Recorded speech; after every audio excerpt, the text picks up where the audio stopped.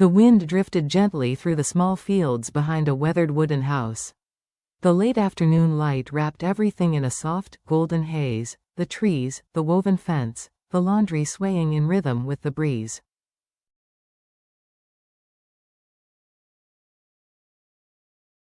Beneath that tranquil scene stood Diep, her hands busy pinning clothes to the line.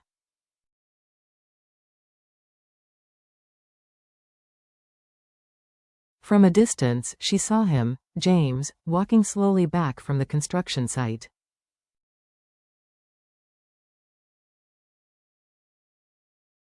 His shirt clung to him with dust and sweat, his boots caked in mud.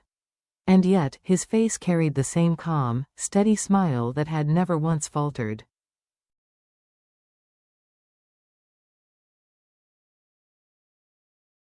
To everyone else in the small town, James Liu was a fool, the man who had traded privilege for poverty, who had abandoned his father's empire, his high-rise office, and his tailored suits to build something from nothing.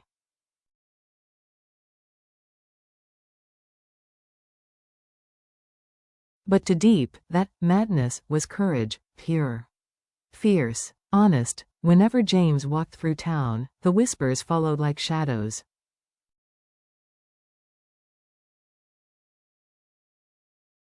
That's James Liu, right?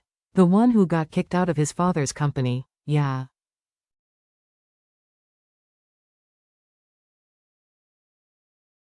Imagine, studied abroad, came back, and now he's hauling wood like a laborer. What a waste.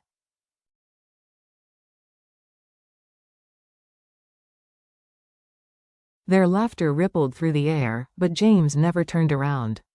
He carried heavy planks on his shoulders as if they were feathers, his gaze fixed forward, not toward glory, but toward meaning.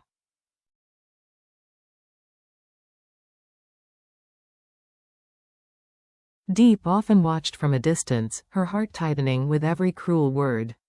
She knew his story better than anyone, how he had walked away from corruption and comfort alike, choosing integrity over influence.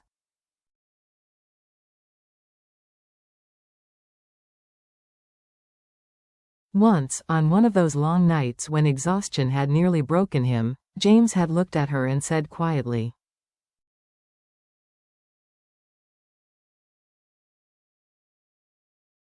"If building from nothing is madness, then I want to be mad forever." That evening, the sky burned orange behind the hills.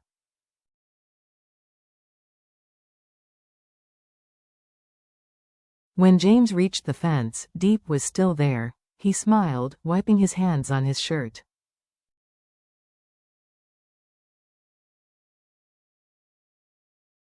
"You're still here. I wanted to wait for you," she said softly. "Dinner's ready."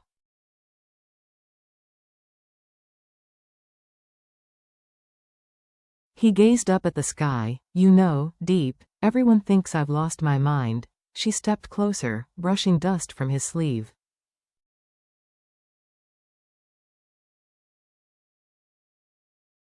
"Let them think what they want.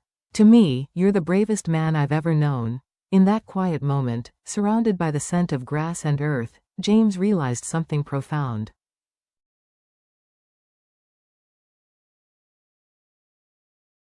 The world's laughter meant nothing when her belief was louder.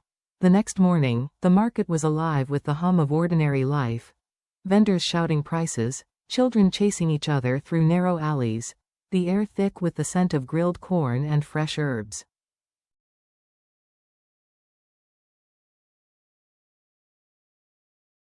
Diep walked among them, her basket filled with vegetables from their small garden.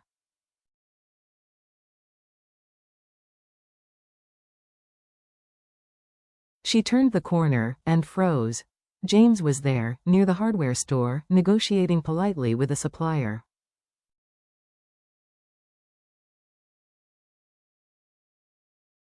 His tone was calm, respectful. But from across the road came another familiar sound, the sneering laughter of idle men.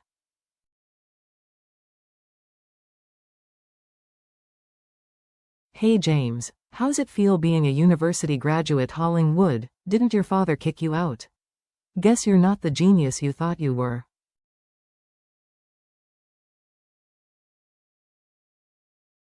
James said nothing. He lifted the box of nails onto his shoulder and turned away.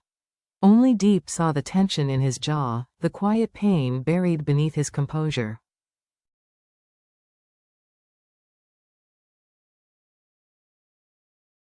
She stepped forward, her voice firm and clear. Enough. The laughter stopped. All eyes turned.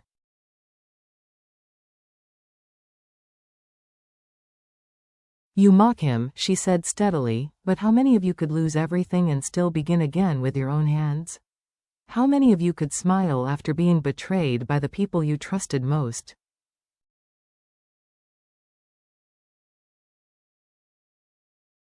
Silence. The men shifted awkwardly. One looked down, ashamed. Diep walked over, took the box from James, and said softly,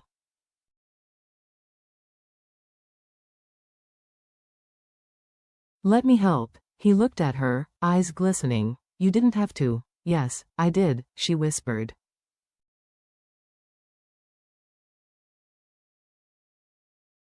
"Because I know who you are. You don't need to prove anything to them. You already proved it to me."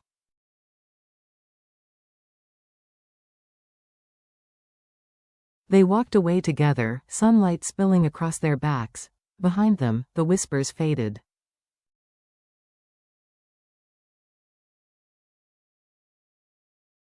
She carried the box, he carried her faith, and somehow, both burdens felt lighter. That evening, their small wooden table glowed in the candlelight.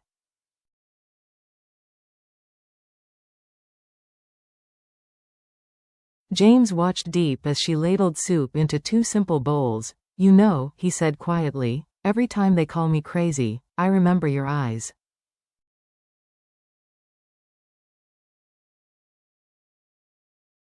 And suddenly, it doesn't hurt anymore. Diep smiled.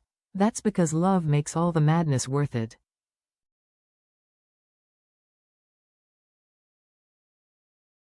Days passed. The small house they built began to breathe with life. James spent mornings carving tools and furniture to sell at the local market.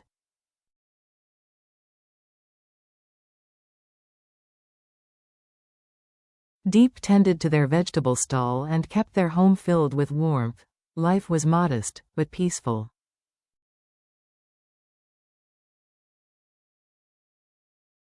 Until one afternoon, the past came knocking again. James had gone to deliver wooden shelves to a factory on the outskirts of town.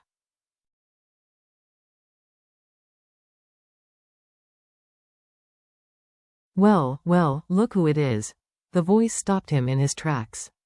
Standing by a sleek black SUV was Min, his former colleague from Lou Holdings, and one of his father's most loyal men.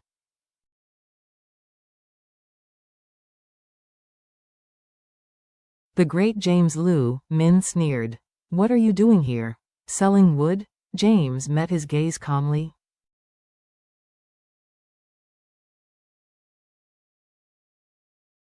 "Yes, my father fired me. That was the day I stopped being his shadow and started becoming myself."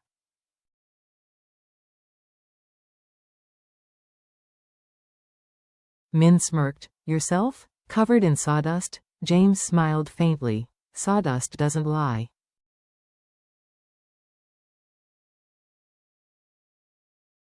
"It comes from work that builds something real. You should try it sometime." Before Min could respond, Diep appeared, carrying lunch wrapped neatly in cloth.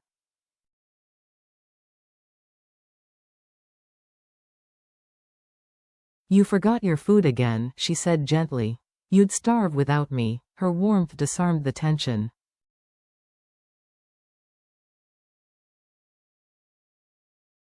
Min stared, momentarily speechless. "You've changed," he muttered. "That's what falling down does," James replied.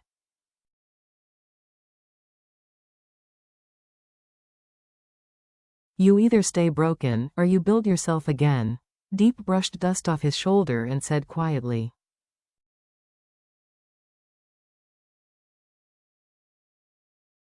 "I don't care what they say. I only see the man who never stopped trying." As Min walked away, James exhaled.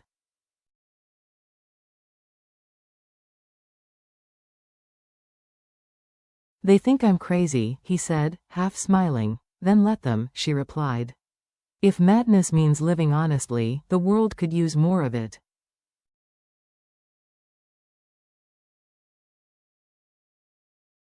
The sunset spread gold across their little yard. In her quiet strength, James found peace.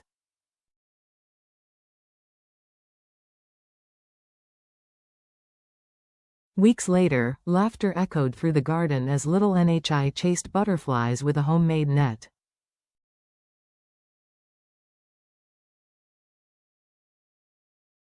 Diep hung clothes nearby, her heart light with contentment, until a voice called from the gate.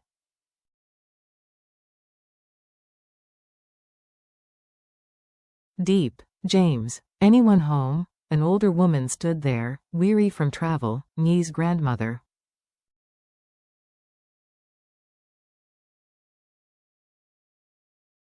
Her hands were rough, her eyes kind. Grandma. Nhi squealed, running to her. The old woman knelt, gathering her into her arms.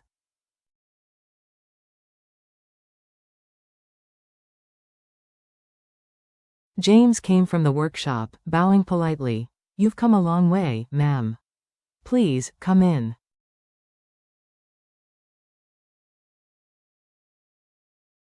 Inside, the house smelled of tea and warm soup. The grandmother's gaze lingered on everything, the clean floor, the small garden, the laughter.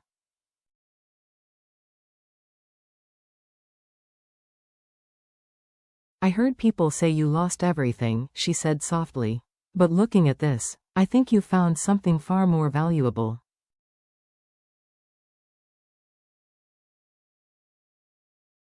James smiled faintly. We lost the company, yes. But we found peace, and a reason to live.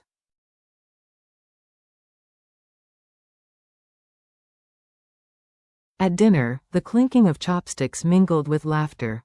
The grandmother's eyes filled with tears as she watched Diep gently serve food.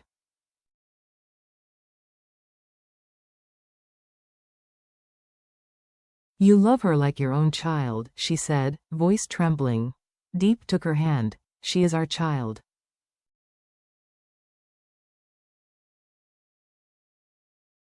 Blood doesn't make a family, love does.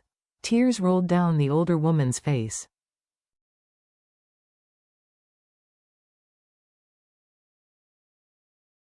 Then I'll let her stay. I know she'll be happy here. Grandma, you're not mad? Nhi asked softly.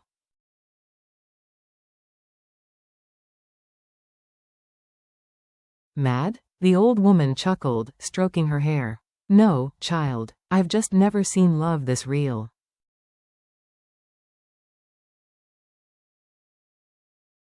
That night, the oil lamp burned low.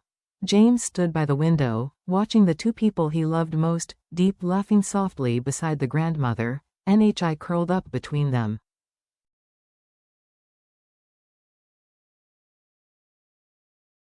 He had been called a fool, a failure, a dreamer. But in that quiet glow, he realized he was none of those things.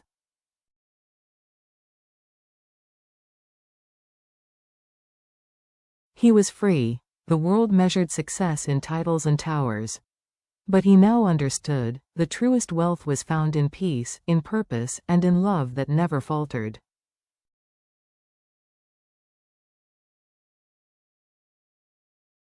He turned to Diep. She smiled back, her eyes saying everything words could not. They had no mansion, no luxury, no applause.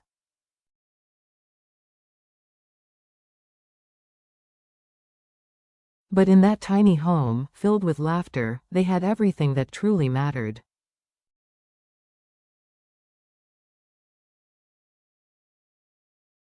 Life has a strange way of testing those who dare to live differently. James was once mocked for walking away from privilege.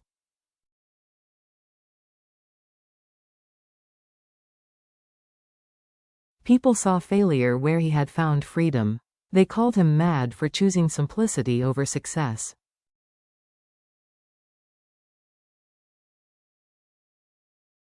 But Diep knew better. He wasn't mad, he was brave.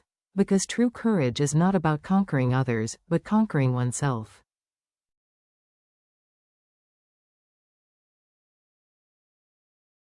When betrayal came, he responded with grace. When failure came, he rose with dignity.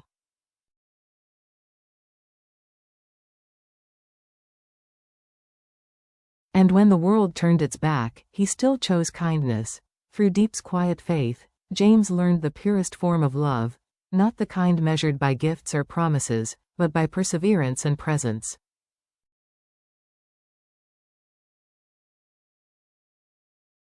Diep never needed roses or riches. Her love was made of small, beautiful rituals. A meal waiting on the table.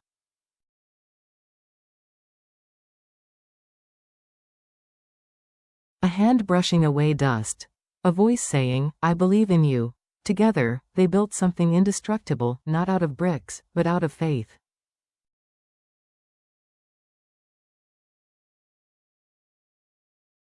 When Nyi's grandmother left that night, she turned one last time at the gate. "Family," she said quietly, "isn't about blood.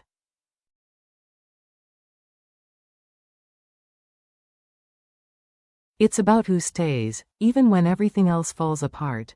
James watched her disappear down the road, the lantern light swaying in the dark.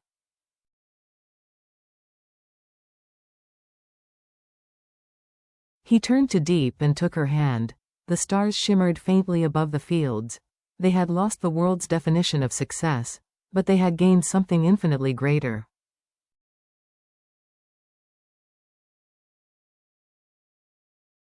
And maybe, just maybe, that was the truest victory of all.